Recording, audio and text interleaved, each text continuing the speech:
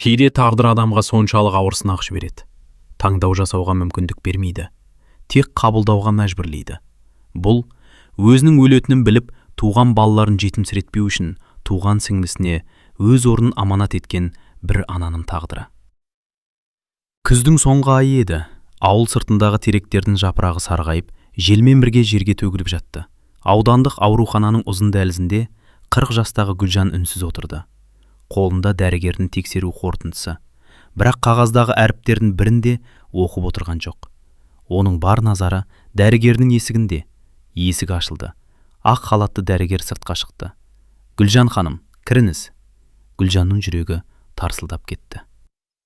Сараптамалардың бәрі дайын болды. Дәрігер көзілдірігін шешіп, ауыр күрсінді. «Біз қолдан келгеннің бәрін жасадық». Гүлжан үнсіз тыңдап отыр. Бірақ осы «бірақ» деген сөз оның жүрегін суырып алғандай болды. Ауру 4-ші сатыға өтіп кеткен. Бөлме іші үнсіз қалды. Тек сағаттың тықылы ғана естіледі. «Ем жоқ па?» Даусы әзер шықты. Дәрігер төмен қарады. «Ем болады. Бірақ толық жазылып кетуге мүмкіндік өте аз».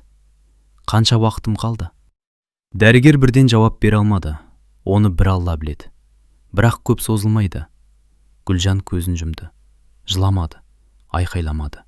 Тек жүрегі ғана үнсіз қан жылады. Ауруханадан шыққанда күн бұлттанып кеткен. Көшеде адамдар асығып жүр.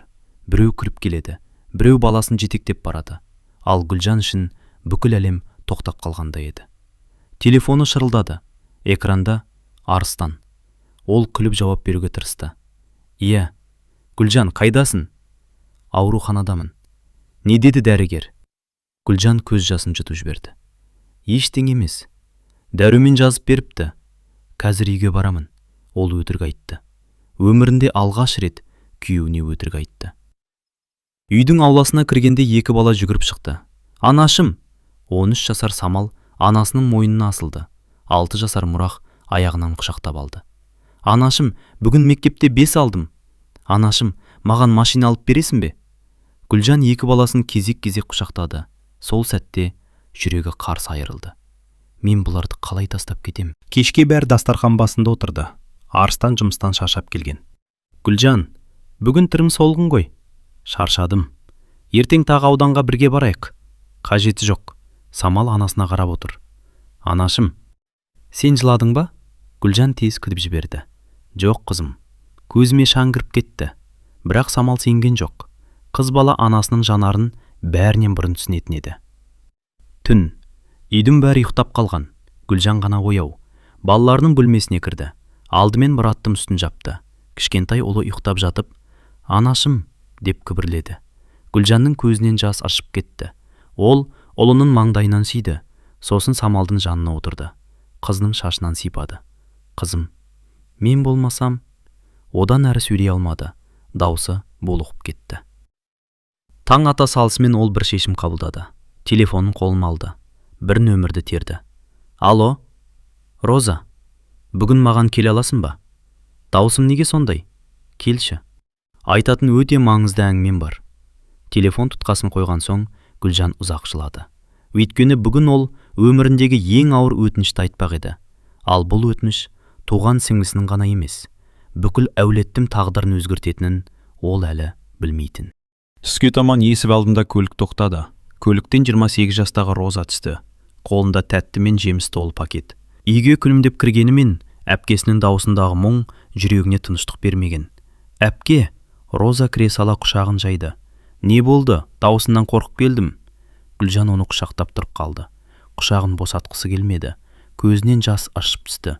«Әпке, не болды?» «Ештеңе, сағынып қалыппын». Роза шошып кетті. «Сен мұндай емессің ғой». Шай үстінде екеуі үнсіз отырды. Ас үйдің терезесінен күзгі жаңбырдың тырсылдаған үні ғана естіледі. «Балалар қайда?» «Самал мектепте». «Мұрат балабақшада». «Арыстан ше?» «Жұмыста». Тағы үнсіздік. Роза кесесін үстелге қойды. «Әпке, енді айтшы, не болды?» Гүлжан терең күрсінді. Қолындағы медициналық анықтаманы үнсіз ұсынды. Роза қағазды оқыған сайын өңі бозарып бара жатты. «Жоқ, бұл мүмкін емес. Дәрігер қателескен шығар». Тағы бір тексерілейік. Шетелге барайық. Бәрі жақсы болады. Ол әпкесінің қолынан ұстап, өзі жылап жіберді. Ал Гүлжан ғана сабырлы еді. Өйткені ол өзінің тағдырын қабылдап қойған. Роза, мен бәрін түсіндім. Маған енді уақыт қана берілген.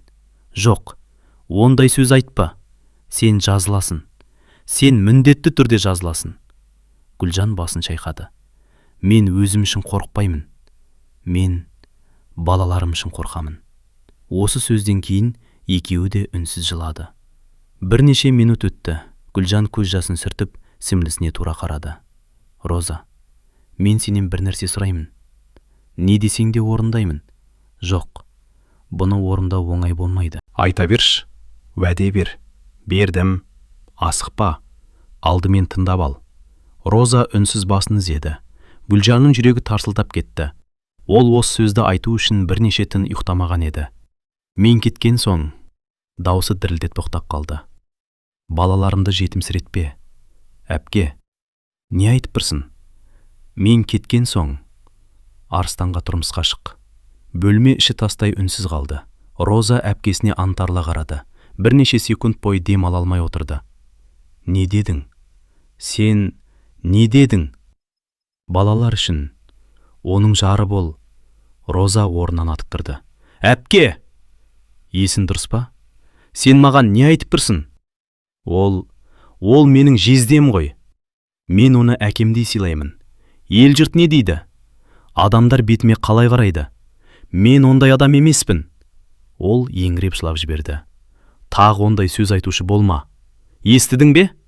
Гүлжан үндемей тыңдап отырды. Ол дәл осындай жауап күтті, бірақ бәрібір жүрегі ауырды. Роза, мені тыңдашы. Жоқ, тыңдамаймын. Сен өлмейсің.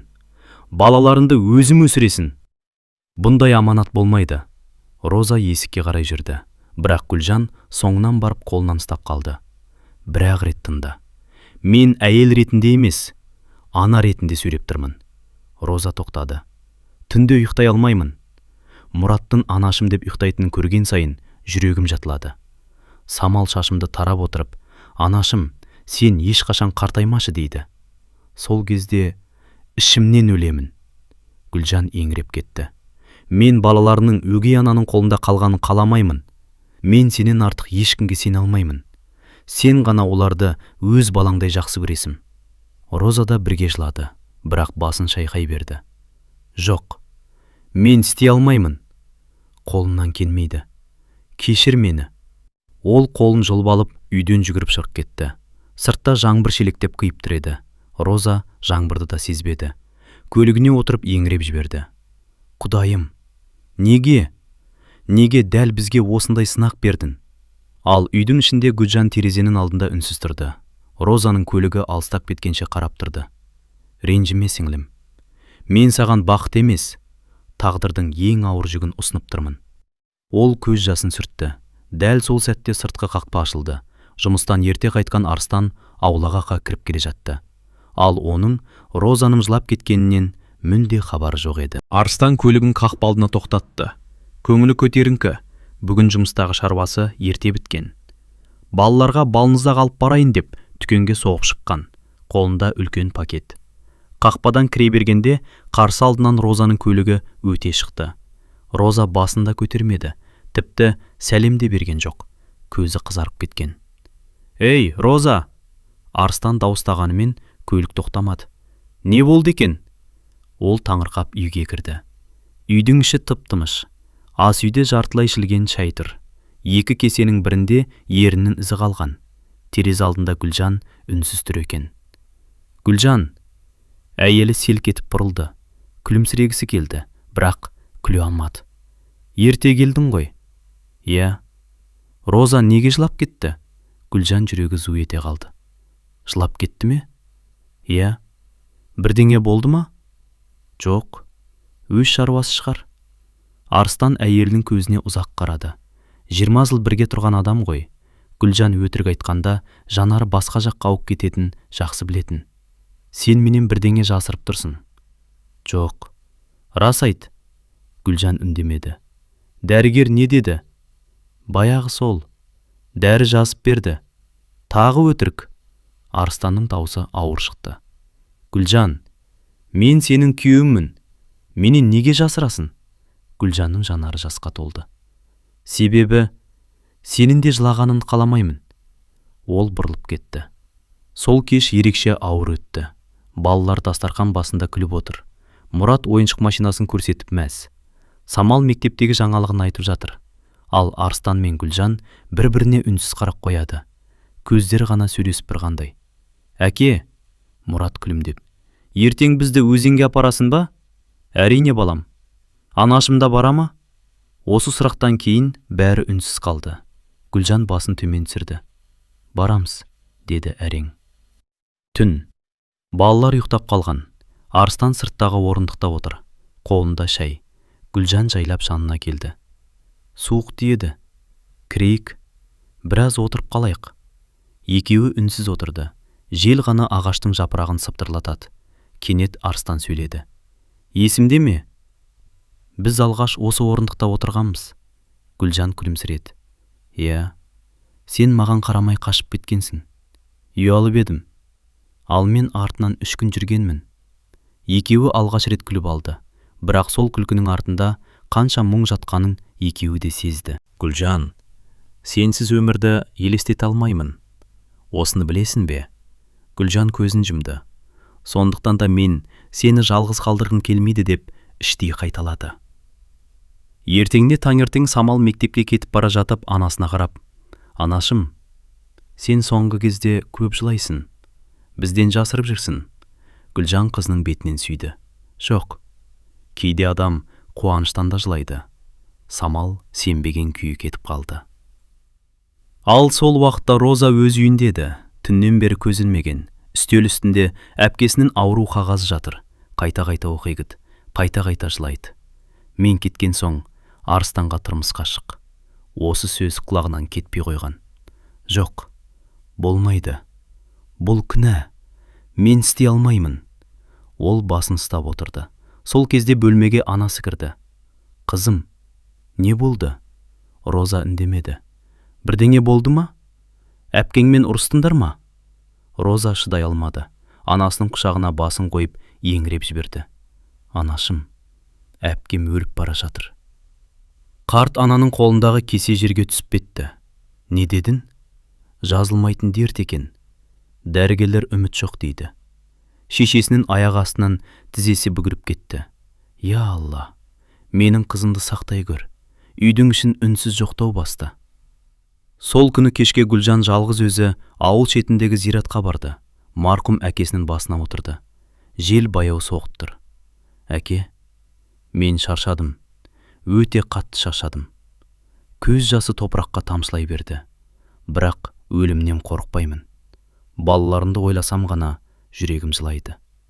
Ол қолын жайып ұзақ дұға етті. Қайтарда кенет басы айналып, көзі қарауытып кетті. Аяғы тайып, жерге құлап түсті. Айналада тірі жан жоқ. Ал ұялы телефоны бірнеше метр жерде шырылдап жатты. Экранда бір ғана есім көрінді. Арыстан. Бірақ Гүлжан телефонға жауап бере алмады. Кеш батып қалған. Ауылдың үстін қара бұлт торлап, күздің салқын желі күшейе түскен. Арыстан үйдің ауласына қайта-қайта шығып қарай береді. Самал, анаң хабарласты ма? Жоқ, әке. Телефонын көтермей ме? Жоқ. Мұрат болса есік алдында отыр.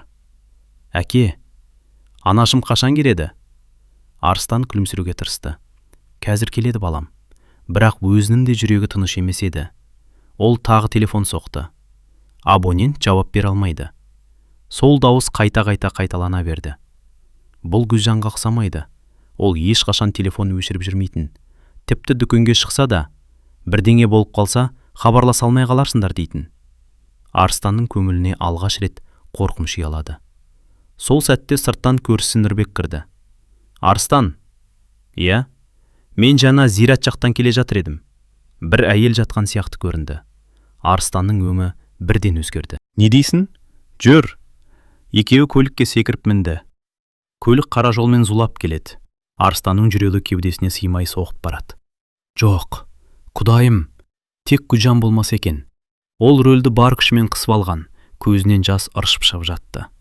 Зиратқа жеткенде көліктің жарығы жердегі бір бейнені көрсетті. Ақ орамал, қара пальто, Гүлжан. Гүлжан! Арыстан жүгіріп жетті. Әйелінің басын тізесіне қойды. Гүлжан, көзіңді ашшы. Мен келдім. Гүлжанның демі әзер білінеді. Ерні көгеріпленген. Жедел жәрдем шақыр. Тез! Нұрбек телефонға жармасып кетті. Ал Арыстан әйелінің мұздап кеткен қолдарын алақанына қысып отыр. Сен кетпе, өтінемін. Балалар күтіп отыр. Мен де күтіп отырмын. Сенсіз болмайды. Алғаш рет ауылдың ортасында ер азамат балада еңіреп жылады. Аурухана. Дәрігерлер Гүлжанды жансақтау бөліміне алып кірді. Есік тарс жабылды. Арыстан сыртта қалды. Ол қабырғаға сүйеніп үнсіз тұр. Қолдары дірілдейді. Сағат тілі жылжымай қойғандай. Әр минут бір сағаттай өтіп жатыр. Бір кезде дәрігер шықты. Сіз жұбайсыз ба? Иә. Жағдайы қалай? Дәрігер ауыр күрсінді. Бұрын неге айтпадыңыздар? Нені? Оның ауруын. Арыстан аң-таң болды. Қандай ауру? Дәрігер таңырқап қалды. Сіз білмейсіз бе? Жоқ. Ол сізге айтпаған ба? Арыстанның жүрегі шым ете түсті. Айтыңызшы, не болды?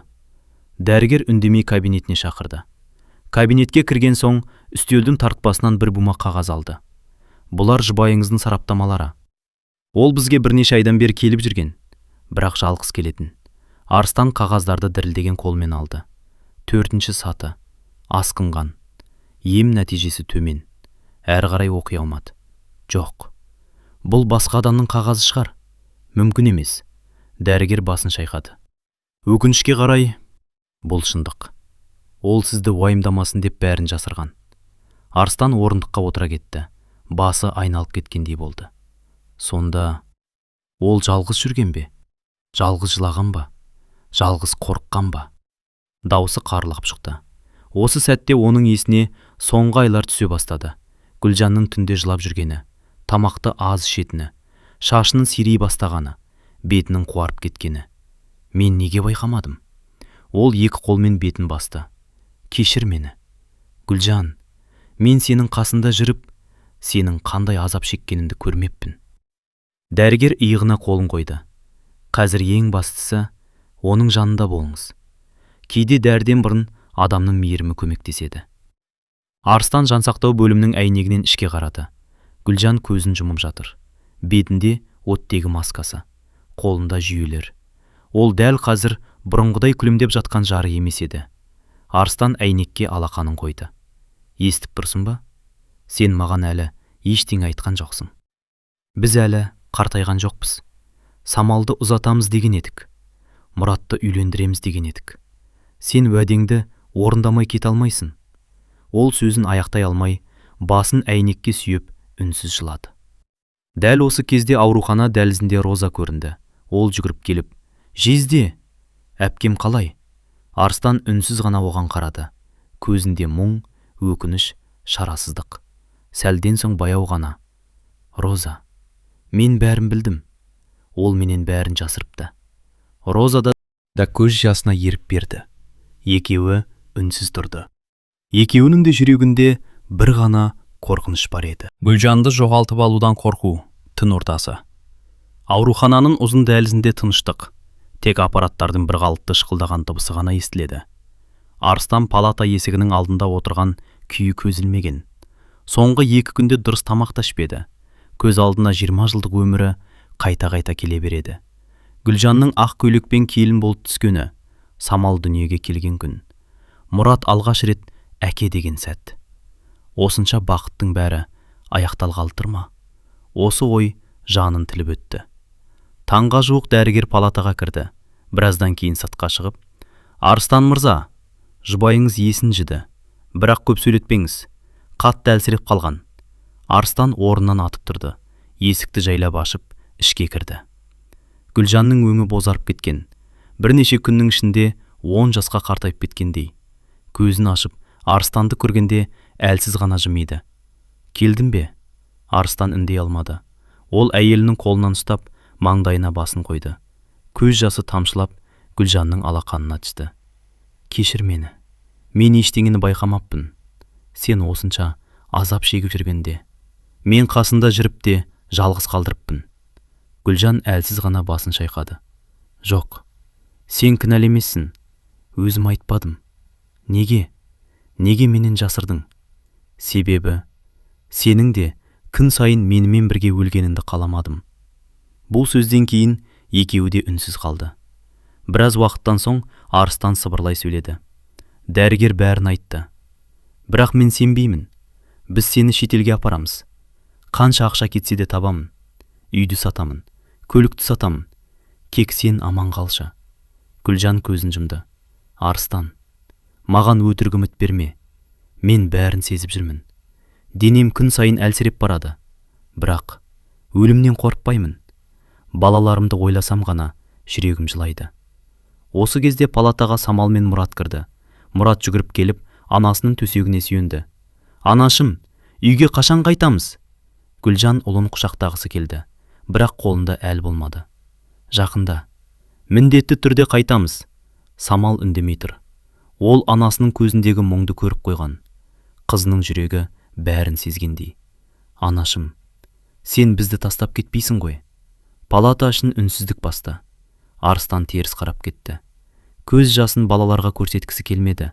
Ал Гүлжан қызының бетін сипап, мен әрқашан сендердің жандарындамын. Қай жерде болсам да, сендерді қорғап жүремін. Самал ештеңе түсінбесе де, еңіреп анасын құшақтады. Кешке қарай балаларды ауылға алып кетті.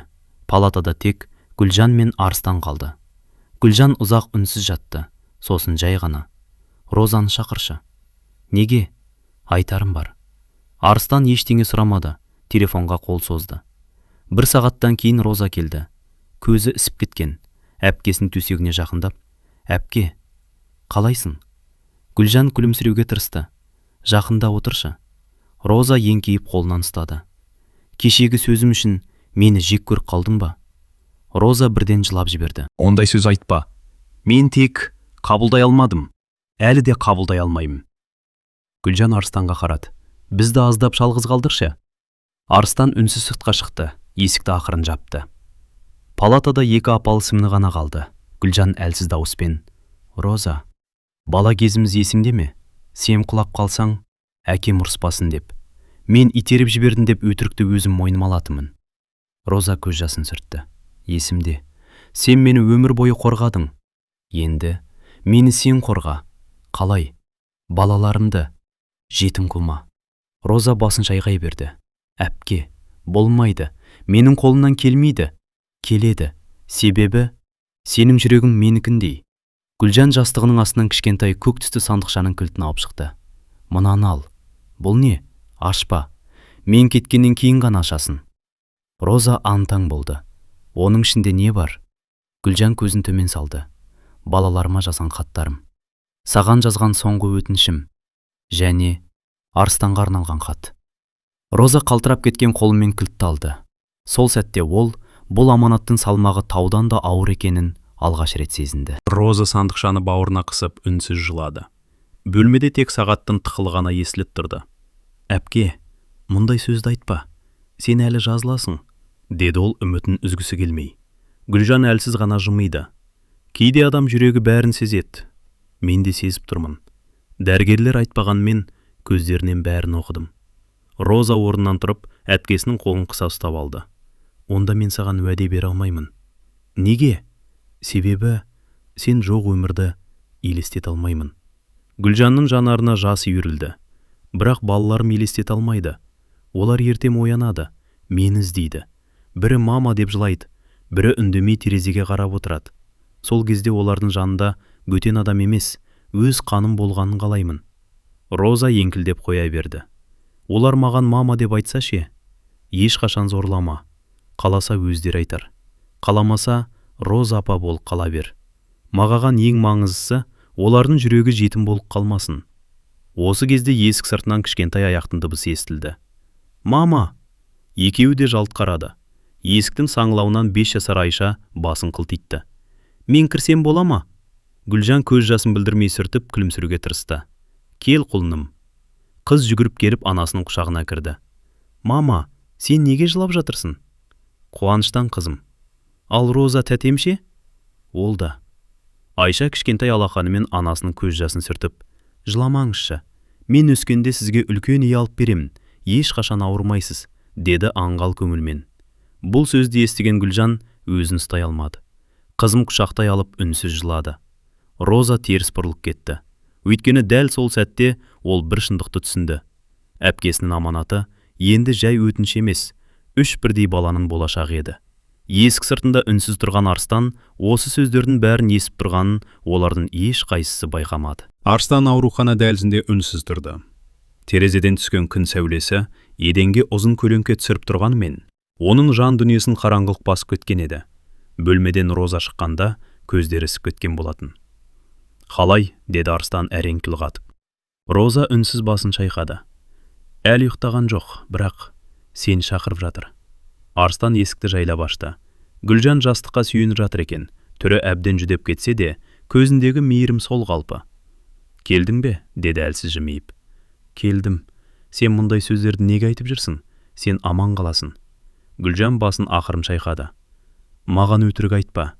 Екеуміз де шындықты білеміз». Арыстан үнсіз қалды. «Балалар қайда?» «Анам алып кетті. Сен демалсын» деді. Жақсы болған екен. Бір сәт үнсіздік орнады. «Арыстан, мен саған ренжімеймін». «Неге ондай айтасың?» «Өйткені соңғы кезде өзімді кінәлап жүргенімді сеземін». Арыстан көзін төмен сүрді. Аштан көзін төмен салды. Тамағына өксікті қылып, не айтарын білмей қалды. «Кінәлі менмін, Гүлжан. Егер қолынан бірдеңе келсе, мына дертті өзіме алар едім. Сенің осылай қиналғаныңды көру, мен үшін одан ауыр азап жоқ». Гүлжан әлсіз ғана жымиды. «Жоқ, Арыстан, өзіңді жазғырма. Бұл ешкімнің кінәсі емес. Тағдырдың сынағы шығар. Бірақ менің бір ғана қорқынышым бар». «Қандай қорқыныш?» «Балалар. Олар анасыз қалғалы тұр. Соларды ойласам, жүрегім шыдатпайды». Арыстан оның қолын қыса түсті. «Ондай сөз айтпа. Біз әлі талай жыл бірге жүреміз». «Жоқ, мен өз денемді өзім сезіп бірмін. Күннен күнге әлсіреп барам. Дәрігерлердің жүзінен де бәрін түсіндім». Арыстан көзіндегі жасты жасыра алмады.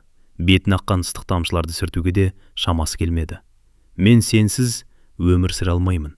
«Сүресің. Өйткені сен жалғыз емессің. Балаларымыз бар. Олар үшін өмір сүруге міндеттісің». Тағы да үнсіздік орнады. Сағаттың тықылы ғана бөлменің тыныштығын бұзып тұрды. Бір кезде Гүлжан терең тыныс алып, жанында үнсіз тұрған сіңлісі Розаға көз тастады. «Роза, әпке, жақындаш». Роза төсектің жанына келіп отырды. Гүлжан оның қолынан ұстап, ұзақ үнсіз қалды. Екеуінің көзінен де жас тоқтар емес. «Есіңде ме? Бала кезімізде сен үнемі менің көйлегімнің етегінен ұстап жүретін едің. Әпкем қайда барса, мен де сонда барам дейтінсің». Роза еріксіз жылап жіберді. «Есімде, әпке. Сол кезде мен саған әрдайым қамқор болам деп уәде берген едім. Ал енді мен сенен бір өтініш сұрайын деп отырмын». Роза басын көтеріп, әпкесіне үрейлене қарады. «Қандай өтініш болса да орындаймын». Гүлжан Арыстанға бір қарап алды. Оның жанары мұңға толы еді. «Егер мен болмай қалсам, балаларымды жетімсіретпеңдер». Роза көз жасын сүртіп, «Ондай сөз айтпаңызшы. Тыңда, сөзімді бөлме». Даусы бұрынғыдан да әлсіреп шықты. «Мен олардың бөтен адамның қолында өскенін қаламаймын. Олар ананың мейіріміне зәру болады. Арыстан да жалғыз қалады». Арыстан бірден басын көтерді. «Болды, Гүлжан, бұл әңгімені тоқтатайық». «Жоқ, мен осы сөзді айтып үлгерім керек». Ол Розаның қолын одан әрі қысты. «Егер бір күні тағдыр сендерді бір жолға салса, қарсы болма. Балалар үшін, менің аманатым үшін». Роза орнынан атып тұрды. «Жоқ, ондайға мен ешқашан келіспеймін. Сен тірісің, сен жазыласың. Мен сенің орныңды ешқашан баса алмаймын». Ол еңіреп бөлмеден жүгіріп шығып кетті. Есіктің ар жағынан булыға жылаған даусы анық естіліп тұрды. Бөлме ішін ауыр тыныштық басты. Арыстан терезеге бұрылып кетті. Оның ойғы дірілдеп тұрды. Ал Гүлжан көзін жұмып, ішінен бір ғана тілек тіледі. «Алла, балаларымды өзіне аманат еттім». Роза дәлізге шыға сала, қабырғаға сүйеніп, еңкілдеп жылай жөнелді. Кеудесін қысып тұрған ауыр сезімге шыдай алар емес. Құлағында әпкесінің соңғы сөздері қайта-қайта жаңғырып тұр. «Егер бір күні тағдыр сендерді бір жолға салса? Жоқ, жоқ, деп күбірледі ол. Мен бұған ешқашан келіспеймін. Осы кезде дәліздің арғы жағынан Гүлжанның анасы келді. Қызының жылағанын көріп, жүрегі шым ете қалды. Не болды, қызым? Роза үнсіз басын шайқады. Айта алмаймын, мама. Анасы оны құшағына басты. Жүрегім бір жамандықты сезіп жүр. Роза одан сайын егіліп кетті. Ал палатада Арыстан үнсіз тұрды. Гүлжан көзін ашып, оған ұзақ қарады. Роза ренжіп қалды. Оның орнында кім болса да солай істер еді. Кейін түсінеді. Жоқ, Гүлжан, ондай ауыр аманатты ешкімге жүктемеуің керек еді. Гүлжан әлсіз жымиды. Мен өзім үшін емес, балалар үшін айтып отырмын. Арыстан оның қолын алақанына қысты. Балаларды өзім-ақ өсіремін. Қажет болса, өмір бойы үйленбеймін. Гүлжан басын баяу шайқады. Қазір солай айтып тұрсың. Бірақ өмір ұзақ. Жалғыздық адамды қажытады. Балаларға әке ғана емес, ана да керек болады. Арыстан үнсіз қалды. Шынында, дәл осы сәтте болашақты елестетудің өзі мүмкін емес еді. Оның бар ойы Гүлжанның аман қалуы. Сол кезде есік қағылып, дәрігер кірді. Кеш жарық. Арыстан орнынан тұрды. Дәрігер, жағдайы қалай? Дәрігер ауыр күрсінді. Қолындағы талдау қағаздарына бір қарап алды. Біз қолдан келгеннің бәрін жасап жатырмыз, бірақ ауру асқынып кеткен. Енді бастысы науқастың жанын ауыртпау, қасында болып қолдау көрсету. Бұл сөздер Арыстанның жүрегіне қанжардай қадалды. Қанша уақыт қалды? Дәрігер үнсіз қалды. Бірнеше секундтан кейін ғана, мақты айту қиын, бірақ әр күнімізді бағалаңыз. Дәрігер шығып кеткен соң, палатада тағы да үнсіздік орнады. Арыстан терезе алдына барып, көз жасын ешкімге көрсетпеуге тырысты. Ал төсекте жатқан Гүлжан төбеге қарап, өткен өмірін көз алдынан өткізді. Алғаш Арыстанмен кездескен күні, үйлену тойлары, тұңғыш сәбиінің дүниеге келген сәті, балаларының ана деп мойнына асылған кездері. Әрбір естелік жүрегін жылытқанымен, енді олардың бәрі қимастыққа айналып бара жатқандай еді. Ол ақырын ғана күлімсіреді.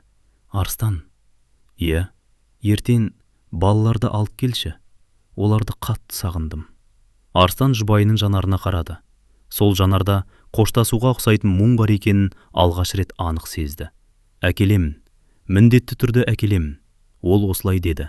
Бірақ жүрегінің түпкірінде ертеңнің қандай боларын ойлауға батылы жетпеді. Ертеңінде таң ерекше тыныш атты. Аурухананың терезесінен түскен бозғылт сәуле палатаның ішін көмескі жарыққа бөлеп тұрды. Гүлжанның тынымен көзі ілінбеді. Біресе төбеге қарап ойға батты. Біресе терезеден көрінген аспанға ұзақ үмілді. Бүгін балаларымды көрем. Осы ой ғана оған күш беріп тұрғандай. Түске таман дәлізден кішкентай аяқтардың тыпыры естілді. Анашым! Есікті итеріп ашқан кішкентай ұлы жүгіріп келіп, төсектің жанына тоқтай қалды. Артынан әпкесі де кірді. Екеуі де анасын көргенде бір сәт үнсіз қатып қалды. Бұрын үнемі күлімдеп қарсы алатын анасы қатты жүдеп кеткен еді. Анашым, ауырып тұрсыз ба? Деді қызы, көзіндегі жасын жасыра алмай. Гүлжан бар күшін жинап қолын созды. Бері келіңдерші, құлындарым. Балалар анасының құшағына ұмтылды. Гүлжан екеуін де бауырына басып, иістерін қайта-қайта иіскеді. Дәл осы иісті өмір бойы ұмытқысы келмегендей. Көзінен үнсіз жас сорғалап жатты. Анашым, неге жылап жатырсыз? Деді ұлы кішкентай алақанымен оның бетін сипап. Гүлжан жымиып, баласының қолынан сүйді. Бұл қуаныштың жасы, жаным. Қызы анасының жүзіне ұзақ қарап отырды. Анашым, сіз үйге қашан келесіз? Мен сіздің жаныңызға ұйықтағым келеді. Осы сөзден кейін Гүлжанның жүрегі шым ете қалды. Ернін тістеп, көз жасын әрең тежеді. Жақында, Алла қаласа жақында. Арыстан теріс қарап тұрды. Ығы селкілдеп кеткенімен балаларға білдірмеуге тырысты. Гүлжан қызының шашынан сипады. Сен енді үлкен қызсың ғой? Иә, әкеңе көмектесесің бе? Көмектесем. Ініңді ренжітпейсің бе? Жоқ. Сабағыңды жақсы оқисың ба? Қызы басын изеді. Уәде берем. Гүлжан оны маңдайынан сүйді. Сосын ұлына бұрылды. Ал сенше, батыр? Мен анамды қорғаймын. Гүлжан еріксіз күліп жіберді. Сол күлкіге араласқан жас қайтадан бетімен сырғып кетті. Сен менің ең батыр ұлымсың. Кішкентай бала қалтасынан бір парақ қағаз шығарды. Анашым, мен сізге сурет салдым. Гүлжан суретті қолына алды. Онда 4 адам қол ұстасып тұрған екен.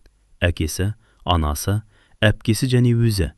Жоғары жағында үлкен күн күлімдеп тұр. Ал суреттің үстіне бала өз қолымен «Біз әрқашан біргеміз» деп жазып қойған. Гүлжан сол суретті кеудесіне қысты. Енді көз жасын тоқтата алмады. Бұл өмірімдегі ең қымбат сыйлық болды. Палатадағы ешкім сөйлей алмады. Тіпті Роза да есік алдында үнсіз жылаттырды. Бір кезде Гүлжан балаларым құшағынан баяу босатты. Құлындарым, естерінде болсын. Қандай жағдай болса да, әкелеріңді тыңдандар. Бір-біріңді ешқашан тастамаңдар. Сендер бір-біріңнің ең жақын адамдарсыңдар. Жарайды анашым. Тағы бір нәрсе. Балалар анасына үмітпен қарады. Мен сендерді бәрінен де қатты жақсы көремін. Қызы шыдай алмай еңіреп анасының мойнына асылды. Біз де сізді жақсы көреміз анашым. Өтінеміз, үйге бірге қайтайықшы.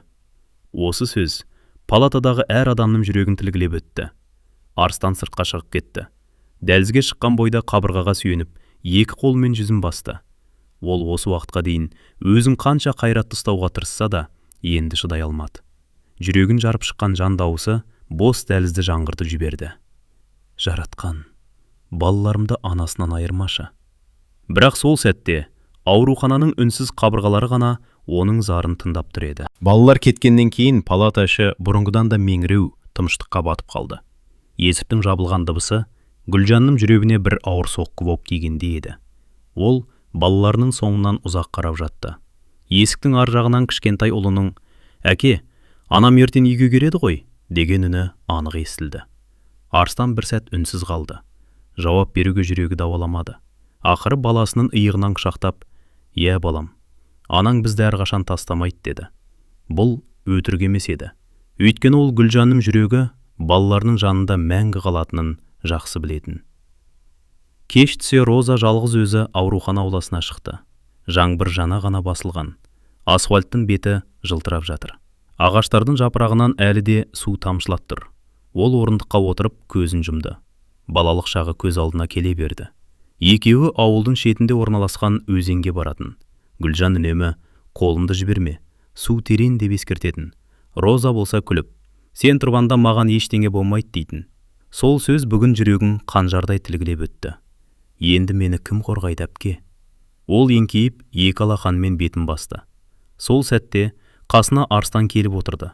Екеуі ұзақ уақыт үнсіз отырды. Ақыры Роза үнсіздікті бұзды. Маған ренжіп жүрген шығар. Кім? Әпкем. Арыстан басын шайқады. Жоқ, ол саған өмір бойы ренжіген емес. Бірақ мен оның өтінішін тыңдай алмадым. Арыстан ауыр күрсінді. Мен де тыңдағым келмейді. Онда неге үндемедің? Арыстан көзін көкжиекке қадады. Себебі ол өлімге дайындалып жатыр. Бұл сөзді айту оған өте ауыр болды. Роза жылап жіберді. Мен оны жоғалтқым келмейді. Мен де. Арыстанның дауысы дірілдеп шықты. Мен күн сайын таңертең көзімді ашқанда бәрі түс екен деп оянғым келеді. Бірақ әр күн сайын шындық бұрынғысынан да ауыр болып барады. Түн ортасы ауғанда Гүлжан оянып кетті. Палатада шамның көмескі жарығы ғана жанып тұр. Қасында отырған Арыстанның көзі ілініп кетіпті. Орындықта қисайып отырған күйі, қолын әлі де оның алақанынан жібермеген. Гүлжан ұзақ қарап жатты. Қаншама жыл. Олардың алғашқы кездесуі есіне түсті. Арыстан ауыл клубының алдында достарымен тұрған. Өзі құрбыларымен концерттен қайтып келе жатқан. Сол күні Арыстан алғаш рет «Қыздар, ішінде Гүлжан дегені қайсы?» деп сұраған. Құрбылары ду күліп жіберген, ал өзі ұялып жерге қараған. Содан бері қаншама жыл өтіпті. Үйленді. Армандаған шаңырақ көтерді. Балалы болды. Қиындықты да қуанышты да бірге көтерді. Бірақ ешқашан біріміз екіншімізден бұрын кетеміз деп ойлаған емес. Гүлжан көз жасын сүртіп үлгермеді. Бір тамшы жас Арыстанның қолының сыртына тамып кетті. Арыстан сейіл кетіп оянды. Гүлжан, не болды? Ауырып тұрсың ба? Гүлжан басым ақырын шайқады. Жоқ. Онда неге жылайсың? Саған қарап жатырмын. Маған? Иә. Арыстан оның маңдайынан сипады. Мен осындамын. Білемін. Әрқашан жаныңдамын. Гүлжан мұңая жымиды. Мәселе сонда ғой. Нені айтқың келеді? Мен кетсем, сен тағы да осы бөлмеге келесің, бірақ мен болмаймын. Арыстан оның сөзін бөліп жіберді. Тоқтатшы, өкінемін. Жоқ, тыңдашы. Даусы бұрынғыдан да әлсіз шықты. Сен өмір бойы мен үшін күрестің. Енді өзің үшін өмір сүр. Арыстан көз жасын тыя алмады. Менің өмірім сенсің. Жоқ. Гүлжан оның қолын жүрегіне қойды. Сенің өмірің мына жерде емес. Сосын есік жақты нұсқады.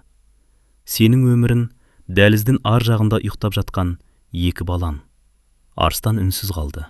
Өйткені ол әйелінің дұрыс айтып тұрғанын түсінді. Олар сенің өмір сүруге себеп болатын жалғыз жарығың. Палатада тағы да үнсіздік орнады. Тек жүрек соғысын көрсетіп тұрған аппараттың бір қалыпты дыбысы ғана естіліп тұрды. Сол дыбыс үміттің әлі де үзілмегенін білдіргендей еді. Ал сыртта таңның алғашқы шапағы білініп келе жатты. Бірақ бұл таң олардың өміріндегі ең ауыр таңдардың бірі болатынын ешкім әлі сезген жоқ. Таңғы сағат 5 шамасы. Аурухана дәлізі әлде тым-тырс еді. Медбикелер ғана асықпай ар-бері өтіп жүр. Терезеден енген бозамық жарық ұзын дәлізді көмескі сәулеге бөліп тұр. Арыстан сол түні көз ілмеді. Ол Гүлжанның төсегінің жанындағы орындықтан бір сәтке де тұрған жоқ. Әйелінің алақанын қос қолымен қысып, әр тынысын бақылап отырды. Бір кезде Гүлжан баяу көзін ашты. Ұйықтамадың ба? Жоқ. Неге? Арыстан жымиған болды. Ұйықтасам, сені жоғалтып алам ба деп қорқам. Гүлжан үнсіз ғана оның жүзіне қарады. Бірнеше күннің ішінде Арыстан қатты өзгеріп кеткен еді. Самайына ақ кіріп, жүзі жүдеп, көзінің асты көгеріп кетіпті. Ол еріксіз қолын көтеріп, күйеуінің бетін сипады. Қартайып кетіпсің. Арыстан оның алақанын бетінен алмай сүйіп алды. Сен жазылып шықсаң, бәрі орнына келеді. Әлде сенесің бе? Соңғы демім қалғанша сенемін. Гүлжан көзін жұмып, терең күрсінді. Осы мінезіңді жақсы көремін. Ешқашан үмітімді үзбейсің. Сол сәтте есік ашылып, дәрігер мен екі медбике кірді. Қайырлы таң. Дәрігер Гүлжанды тексеріп шықты. Қан қысымын өлшеді. Аппараттарға көз жүгіртті. Арыстан үнсіз, оның жүзінен бір жақсы хабар іздеді. Бірақ дәрігердің қабағы ашылар емес. Біраз сөйлесеп бола ма? Деді ол жай ғана. Арыстан жүрегі зу ете түсіп, дәрігердің соңынан дәлізге шықты. Жағдай қалай, дәрігер? Дәрігер біраз үнсіз тұрды. Біз қолдан келген емнің бәрін жасап жатырмыз, бірақ ағзасы өте әлсіреп кеткен. Тағы бір ем бар шығар. Өкінішке қарай. Арыстан оның сөзін бөліп жіберді. Мен ақшасын табамын. Шетелге апарайық. Түркияға, Германияға, қайда болса да апарамын. Үйімді сатамын, көрігімді сатамын. Кек аман алып қалыңыздаршы. Дәрігердің көзіне мұң ұялады. Кейде мәселе ақшада болмайды. Арыстан үнсіз қалды. Қазір оған ең қажет нәрсе жақындарының жанында болуы. Осы сөзден кейін Арыстанның тізесі дірілдеп кетті. Ол қабырғаға сүйеніп көзін жұмды. Демек, уақыт аз қалды ма? Дәрігер үнсіз ғана басын изеді. Арыстан ештеңе айта алмады. Өмірінде алғаш рет өзін соншалықты дәрменсіз сезінді. Палатаға қайта кіргенде Гүлжан оның көзінен бәрін түсінді. Айтты ма? Арыстан амалсыз жымиды. Жоқ, жай ғана көбірек демал деді. Гүлжан әлсіз күлді. Маған өтірік айтуың мүлде жараспайды. Арыстан оның жанына келіп отырды. Мен сені жоғалтқым келмейді. Білемін. Мен әлі талай нәрсе істегім келетін еді. Балаларды бірге мектепке апарғымыз келетін еді. Қызымыздың ұзату тойын бірге көргім келетін еді. Ұлымызды азамат болғанша бірге тәрбиелегім келетін еді. Даусы дірілдеп, әр қарай сөйлей алмады. Гүлжан оның қолын қысты.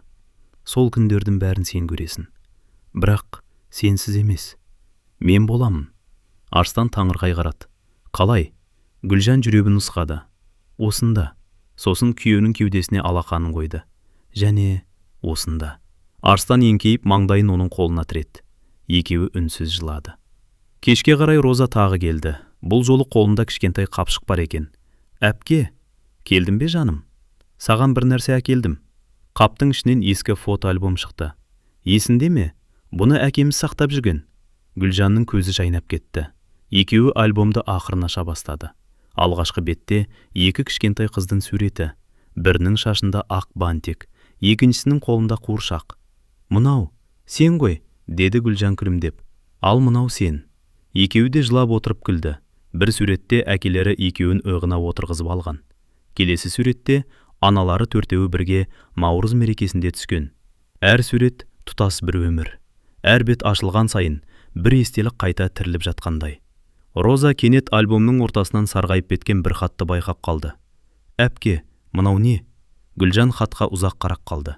Көзінен тағы да жас ыршып түсті. Бұл Арыстанның маған үйленбей тұрып жазған алғашқы хаты. Ол хатты кеудесіне қысып, көзін жұмды. Қандай бақытты күндер еді.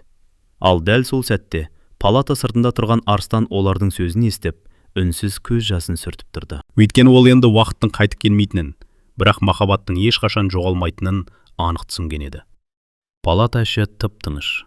Гүлжан әлгі сарғайған хатты екі қолмен аялай ұстап отырды. Қағаздың бұрыштары мүжіліп кеткен. Жылдар өтсе де әр әрпі анық көрінеді. Ол көзін жұмып, хатты жүрегіне басты. «Оқып берші», деді жай ғана. Арыстан бір сәт үнсіз қалды. «Қазір ме?» «Иә, даусымнан естігім келеді». Арыстан хатты баяу ашты. Қолы дірілдеп тұрды.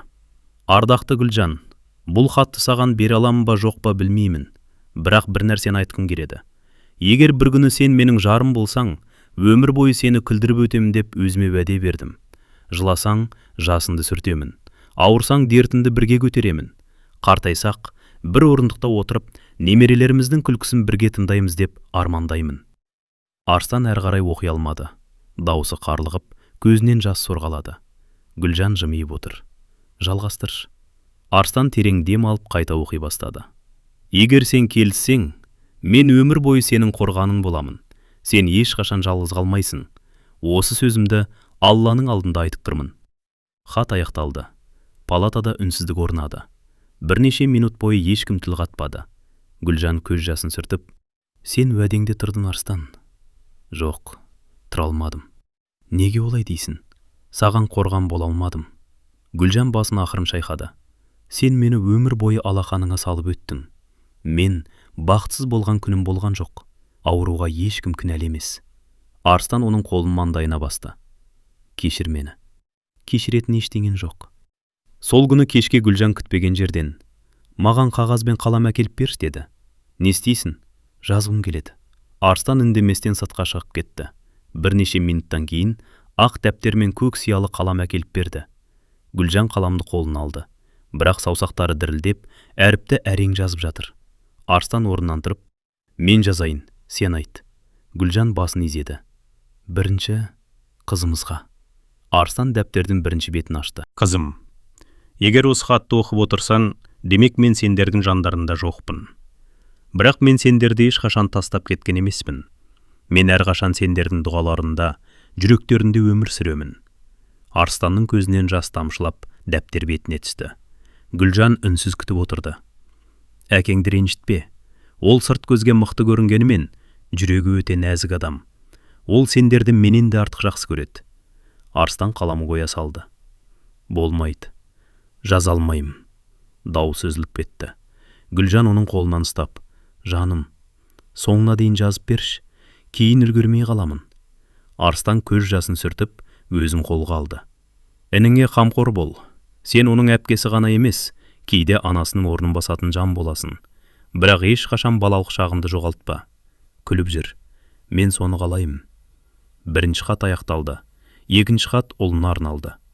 «Батыр ұлым, сен кішкентай болғандықтан мені көп есінде сақтай алмауың мүмкін. Бірақ бір нәрсені ұмытпа.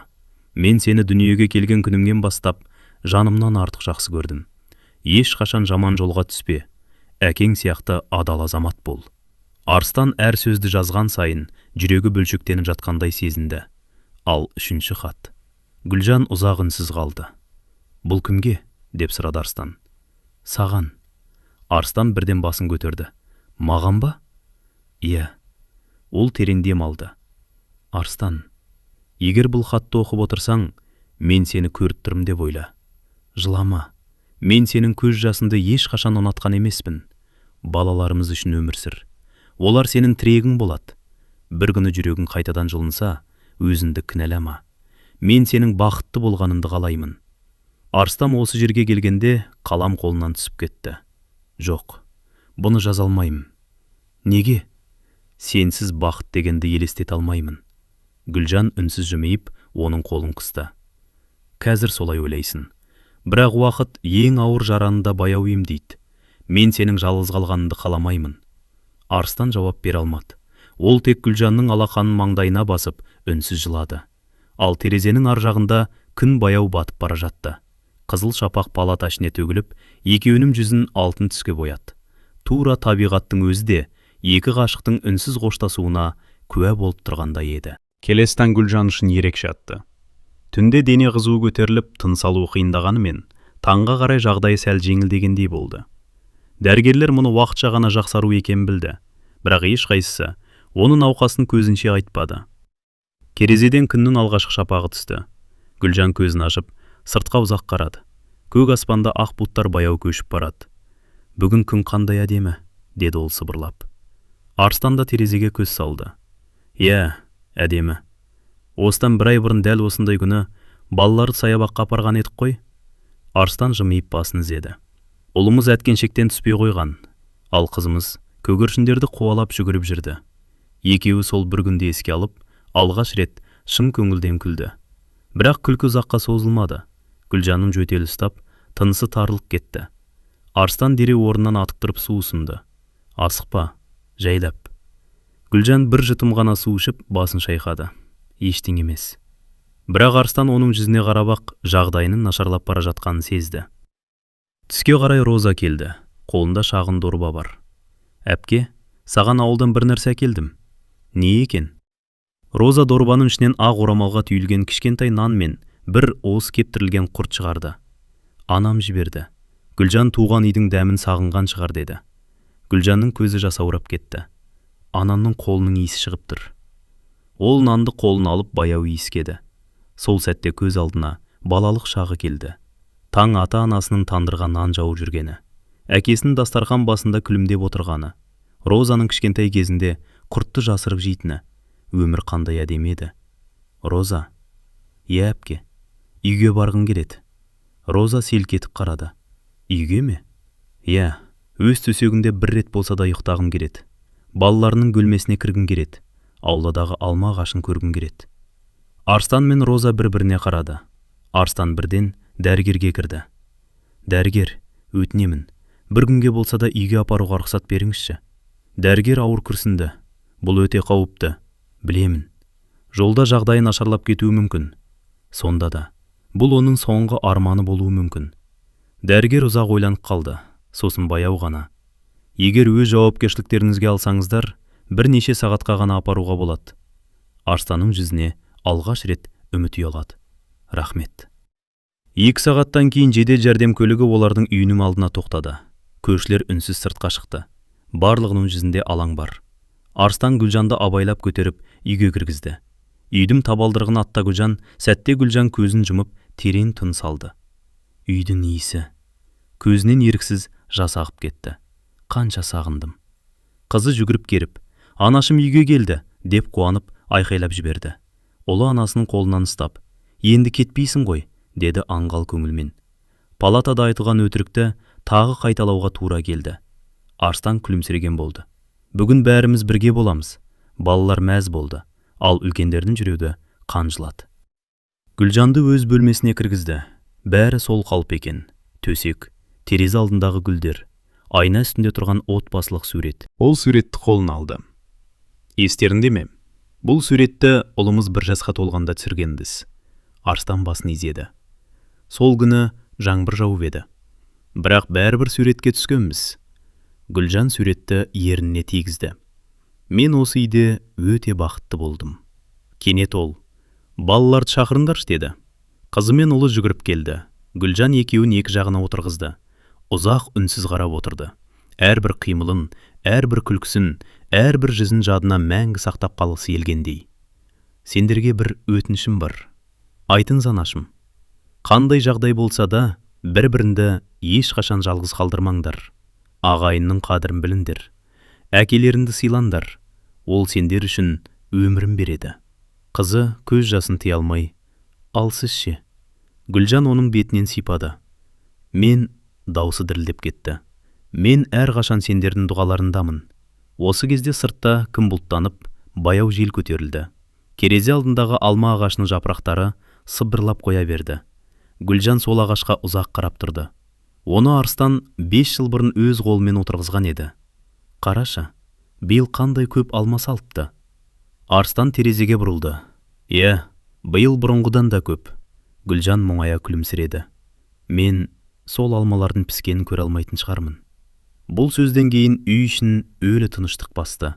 Ешкім қарсы дау айта алмады. Өйткені бәрі де шындықтың тым жақын қалғанын жүрегімен сезіп тұрған еді. Үй іші бұрын соңды мұндай тыныш болмаған еді.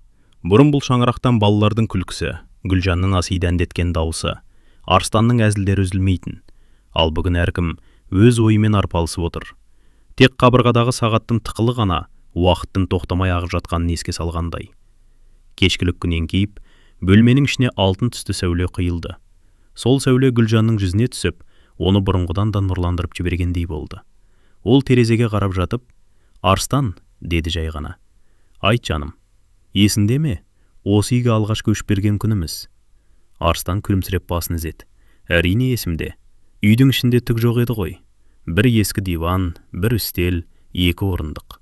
Екеуміз сол еденге көрпе төсеп ұйықтадық». Арыстан еріксіз күліп жіберді. Түнде жаңбыр жауып, шатырдан су аққан.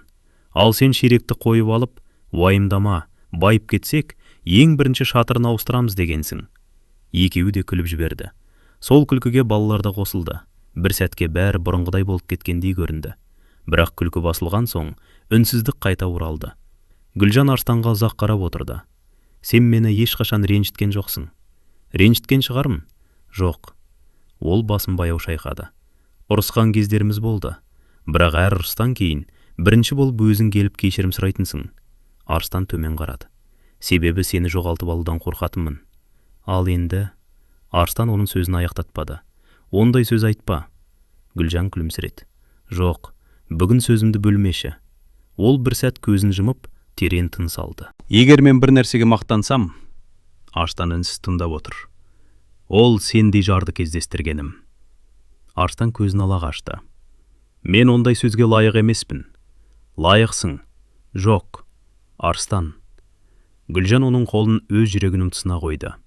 «Мен мына дүниеден өкінішпен кетпеймін». «Неге?» «Өйткені мен шынайы махаббаттың қандай болатынын сезіндім». Бұл сөз Арыстанның жүрегін шымырлатып жіберді. Ол еңкейіп, әйелінің маңдайынан ұзақ сүйді. «Мен сені әлі де алғашқы көрген күнімдегідей жақсы көремін». «Білемін». «Ертең де?» Дауысы дірілдеп кетті. «1 жылдан кейін де?»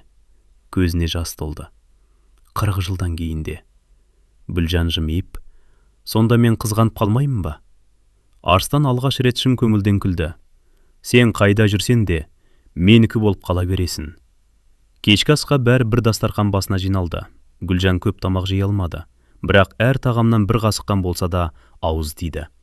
«Мына етті өзім жасадым ба, мама?» деп қызы әжесіне қарады. «Иә, айналайын. Дәл анамдыкіндей дәмді екен». Гүлжан анасына қарап күлімсіреді. Екі ананың жанары үнсіз тілдесті. Балаларға енді сен қарайсың деген аманат сол үнсіздіктің ішінде айтылып кеткендей еді. Түн түсті. Балалар ұйықтап қалды. Роза мен анасы да көрші бөлмеге шықты. Үйде Арыстан мен Гүлжан ғана қалды. Сыртта самал жел соғып тұр. Терезеден түскен ай сәулесі бөлмені көмескі жарыққа бөлеген. «Арыстан». «Иә, бір өтінішім бар». «Айта бер». «Домбыраны алып келші». Арыстан таңырқап қалды. «Домбыраны?» «Иә». Ол үнсіз барып, қабырғада үлілі тұрған домбыраны алып келді. Бұл домбыраны Гүлжан оған үйленген жылы сыйлаған болатын. «Bir күй тартып берші». «Қай күйді?» «Өзім жақсы көретін». Арыстан домбыраны қолын алды. Саусақтары ішекті ақырын қаға бастады. Үй ішін мұңлы күйдің әуені тербеді. Әрбір дыбыс жүректі шымырлатып, өткен күндердің елесін тірілткендей. Гүлжан көзін жұмды. Күйді тыңдап жатып, баяу жымиды. Осы күйді тыңдағанда жүрегім тынышталады. Арыстан күйді соңына дейін тоқтатпай орындады. Соңғы дыбыс өшкенде бөлмені тағы да үнсіздік басты. «Рахмет», деді Гүлжан сыбырлап. «Не үшін?» «Осындай өмір сыйлағаным үшін». Арыстан ештеме дей алмады. Ол орнынан тұрып әйелінің қасына келді. Қолын ақырын ұстап, саусақтарының арасынан саусақтарын өткізді. Екеуі үнсіз отырды. Кейде үнсіздік мың сөзден де ауыр болатын. Сол түні еш қайсысы ұйықтай алмады.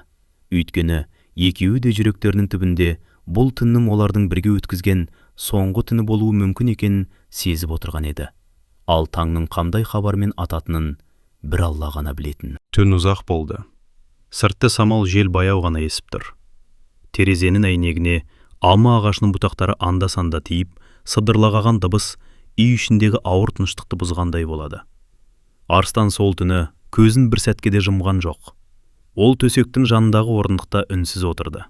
Бір қолы Гүлжанның алақанында, әлсін-әлсін оның тынысын тыңдайды. Кейде дем алысы баяулап кетсе, жүрегі тоқтап қала жаздайтын. Таңға жуық Гүлжан көзін ашты. Бөлменің іші көгілдір таң сәулесіне малынып тұр екен. «Ұйықтамадың ба?» деді әлсіз ғана. Арыстан күлімсіреген болды. «Ұйықтасам, сен ренжіп қаласың ба деп қорықтым». Гүлжан да күлімсіреді. «Бұрында осындай едің». «Қандай? Мен ауырсам түнімен қасымнан кетпейтінсің». Арыстан үнсіз қалды. Оның есіне 25 жасар кездері түсті. Гүлжан тұмауратып жатқанда, түні бойы маңдайына суық шүберек басып отырғаны. Таңертең жұмысқа көзілмей кеткені. Сонда Гүлжан, «Мен үшін осыншама әуре болмаш» деген. Ал өзі, «Сен ауырсаң мен қалай тыныш ұйықтаймын» деп жауап берген. Содан бері қанша жыл өтсе де ештеңе өзгермепті. Тек бұл жолғы дерт тым ауыр еді. Таңғы сағат 7-лер шамасында Гүлжан, «Мені аулаға алып шығасың ба?» деді. «Қазір ме?» «Иә, үйдің ауасын тағы бір рет жұтқым келеді». Арыстан үнсіз басын изеді. Ол көрпесін дұрыстап, әйелін абайлап көтеріп алды.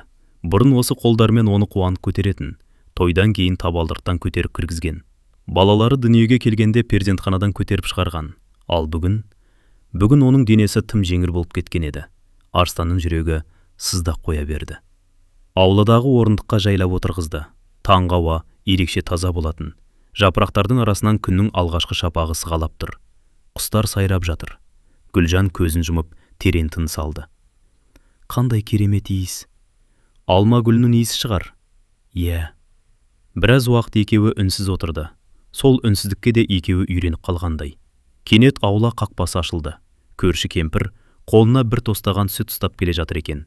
Гүлжанды көріп, көзіне жас алды. «Айналайын қызым, үйге келіпсің ғой». Гүлжан күлімдеп, «Иә апа, үйді сағындым». Кемпір оның маңдайынан сипады. «Алла шипасын берсін». Гүлжан ештеңе демеді. Тек әлсіз ғана «Әумин» деді. Кемпір бұрылып кете алмады. Көз жасын сүртіп бір қалды. Өйткені бұл қызды кішкентайынан танитын, мектепке өрілген қос бұрыммен жүгіріп баратын кезде кеше ғана сияқты еді. Осы кезде балалар да оянып қалды. Ұлы жүгіріп шығып, «Анашым» деп анасының мойнына асыла кетті. «Салмақ-салма балам» деді Арыстан ақырын. Бірақ Гүлжан, «Жоқ, қоя бер» деп ұлын құшағына басты. Қызы да келіп, анасының тізесіне басын қойды. Үшеуі ұзақ отырды. Ешкім сөйлеген жоқ. Гүлжан олардың шашынан кезек-кезек сипап отырды. Сол сәтте оның жүрегінен бір қорқынышты ой өтті. «Мына алақандарым оларды соңғы рет еркелетіп отырған жоқ па?» Ол бұл ойын ешкімге білдірмеді. Керісінше күлімсіреуге тырысты. «Бүгін бәріміз суретке түсейікші?» Арыстан жалт қарады. «Қазір ме?» «Иә, бәріміз бірге». «Неге кенеттен?» «Жай ғана». Арыстан бәрін түсінді. Бұл суреттің не үшін керек екенін ол сұрамады. Үй ішіндегілердің бәрі жиналды. Әжесі, Роза, Арыстан, балалар. Барлығы алма ағашының түбіне қатар тұрды. Көрші жігіт телефонды қолына алып, «Дайынсыздар ма?» «Дайынбыз», деді Арыстан. Гүлжан бар күшін жинап жымиды. Балаларын құшағына қысты. Арыстан оның иығынан құшақтады.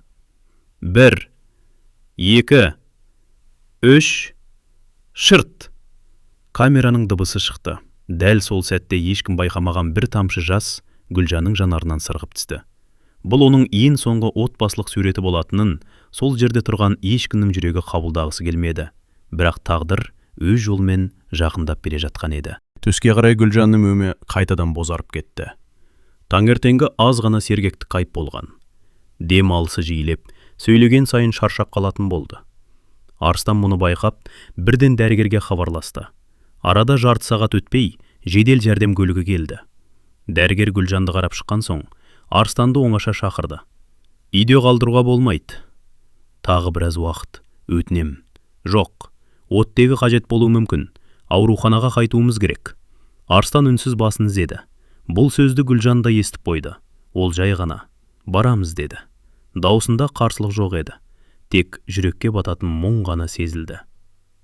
Роза сөмкеге Гүлжанның дәрілерін, киімдерін сала бастады. Әжесі үнсіз ғана жай намазын жайып, бөлменің бір бұрышында дұға оқып отыр. Балалар ештеңені түсінбей жүр. Әке, анам тағы емделуге барама, деді қызы. Арстан қызының басынан сипады. Иә жаным, қашан қайтып келеді? Ол жауап бере алмай қалды. Осы сәтте Гүлжан өзі сөзге араласты. Мен сендердің жүректерінен еш қайда кетпеймін. Қызы таңырқай қарады. Ол қалай? Гүлжан күлімсіреді. Көздеріңді жұмыңдаршы. Екеуі де көздерін жұмды. Енді анашыларыңды елестетіңдер. Бірнеше секунд үнсіздік орнады. Көрдіңдер ме мені? Иә, деді ұлы қуанып. Мен де көрдім, деді қызы. Міне, мен әр қашан сол жерде боламын. Балалар бұл сөздің астарындағы шындықты түсінбеді. Ал үлкендер көз жасын жасыра алмады. Жолға шығар алдында Гүлжан: «1 минут. Не болды?» деді Арстан. «Үйді аралап шығайықшы». Арстан үндемей оны қоларбамен бөлмеден шығарды. Алдымен балалардың бөлмесіне кірді. Қабырғадағы суреттер, ойыншықтар, кітаптар. Төсек үстінде ұлының сүйікті ойыншық қонжығы жатыр. Гүлжан оны қолына алды. Осы қонжықты дүниеге келген күні өзім алып келген едің. Арстан жымиып басын изеді. Дүкеннің ең кішкентай ойыншығы еді. Бірақ ұлымыз содан бері бір күнде тастаған жоқ. Ол қонжықты қайта орнына қойды. Сосын қызының үстеліне келді. Үстінде дәптер ашық жатыр екен. Алғашқы бетіне үлкен әріптермен: «Менің арманым дәрігер болу» деп жазылған. Гүлжан дәптерді сипап өтті. «Арманыңа жет, қызым». Көзінен тағы бір тамшы жас сырғып кетті. Одан кейін ас үйге кірді. Шәйнек, өзі жақсы көретін гүлді кесе, терезе алдындағы насыбай гүл, барлығы орнында. Осы ас үйде қанша шәй іштік? Есепсіз, деді Арстан. Қанша қонақ күттік? Иә. Қанша күлдік? Арстан үндемеді. Өйткені әр сөз жүрегін тіліп бара жатты. Ең соңында дәлізге шықты. Үйдің табалдырығына келіп тоқтады. Осы табалдырықты ол ақ көйлекпен аттаған. Осы жерден балаларын балабақшаға шығарып салған. Осы жерден Арстанды жұмысқа күліп шығарып салатын. Бүгін сол табалдырықпен қайта қоштасып тұр. Гүлжан қолын созып есіктің жақтауын сипады. Рахмет. Арстан таңырқап қарады. Кімге? Осы үйге. Дауысы дірілдеп шықты. Бізді суықтан қорғадың. Қуанышымызға куә болдың. Балаларымыздың алғашқы қадамдарын көрдің. Талай күлкімізді естідің. Ол көзін жұмды. Бақытты күніміздің бәрін сақтап қалдың. Үйдің ішіндегі ешкім өзін ұстай алмады. Роза еңіреп жіберді. Әжесі: «Қызым-ай», деп бетін басты. Ал Арстан бұрылып кетті. Ол әйелінің бұл сөздерінің қоштасу екенін түсінді. Жедел жәрдем көлігі қозғалар алдында Гүлжан терезені ашуды өтінді. Арстан әйнекті төмен түсірді. Гүлжан соңғы рет үйіне қарады. Алма ағашы самалмен тербеліп тұр. Балалар ауылда қол бұлғап жылап тұр. Әжесі босағаға сүйеніп дұға оқып тұр. Роза көз жасын сүрте-сүрте қолын бұлғады. Гүлжан бар күшін жинап күлімсіреді. Ол да қолын баяу көтерді. Көлірдік орнынан қозғалды. Үй бірте-бірте алыстай берді. Терезеден көрінген алма ағашы кішірейіп, ақыры көзден ғайып болды. Гүлжан көзін жұмды. Жүрегінің түбінде бір ғана дұға қайталанып тұрды. Алла, осы шаңырақтың берекесін кетіре көрме. Балаларымды аман сақтай көр. Ал көлік үнсіз ғана ауруханаға қарай жүйткіп бара жатты. Жедел жәрдем көлігі аурухананың алдына тоқтағанда кеш қарая бастаған еді. Арстан көліктің есігі ашылғанша тағатсыздана күтті. Дәрігерлер Гүлжанды зембілге жатқызып ішке қарай асықты. Ол бұрынғыдан да әлсіреп кеткен. Әр тынысы ауыр, әр демалған сайын кеудесі баяу көтеріліп қайта түседі. Арстан оның жанынан бір ел ажырамады. Қолынан ұстап келеді. Сол қолды жіберсе, өмірдің өзін жоғалтып алатындай қорқады. Реанимация бөлімінің алдына келгенде дәрігер тоқтады.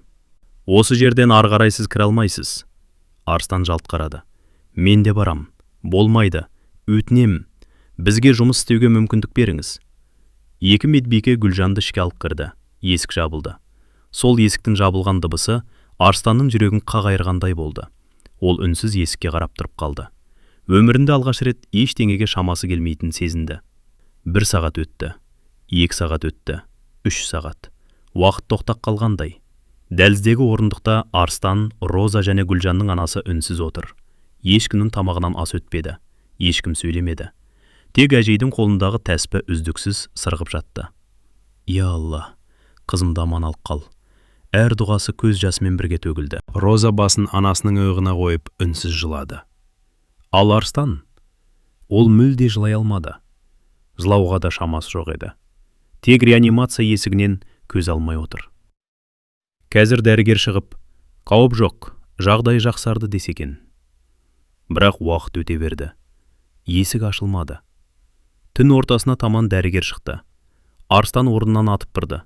Дәрігер! Дәрігердің жүзінен ешқандай қуаныш байқалмады. Жағдай өте ауыр. Арстанның жүрегі зу ете қалды. Бірақ ол сізді сұрап жатыр. Арстан ештеңе күтпестен ішке қарай жүгірді. Реанимация бөлмесі суық екен. Аппараттардың үздіксіз шыққан дыбысы ғана естіледі. Гүлжанның мұрнына оттегі түтігі тағылған. Қолына бірнеше ине жалғанған. Бірақ Арстанды көргенде, оның жүзіне әлсіз күлкі үйірілді. Келдің бе? Арстан оның жанына келіп тізерлей отырды. Мен осындамын. Гүлжан оның қолын іздеді. Арстан бірден алақанын сынды. Ол баяу ғана қысты. Суық екен. Арстан алақанын екі қолының арасына алып жылыта бастады. Қазір жылынады. Гүлжан көзін жұмып біраз жатты. Сосын жай ғана. Мен қорқып тұрмын. Осы сөзді естігенде Арстанның жүрегі қарс айырылды. Өмір бойы батыл болып келген, ешқашан ештеңеден қаймықпаған жары алғаш рет қорқынысын мойындап отыр. Қорықпа, дауысы дірілдеп шықты. Мен қасындамын. Егер көзімді жұмып қалсам, Арстан оның сөзін бөліп жіберді. Жоқ, тыңдашы. Гүлжан әлсіз ғана күлімсіреді. Мен сенің даусыңды естіп кеткім келеді. Арстан көз жасын сүртіп, не айтайын? Баяғыдағыдай. Қалай? Үйленбей тұрып айтатын сөзінді. Арстан бір сәт үнсіз қалды. Сосын оның маңдайынан сүйіп, Гүлжан, иә, мен сені жақсы көремін. Бүгін де, ертең де, өмірімнің соңына дейін, тіпті бұл өмірден өткеннен кейін де, менің жүрегімде сен ғана боласың. Гүлжан көзін жұмып тыңдап жатты. Ернінде әлсіз ғана күлкі пайда болды.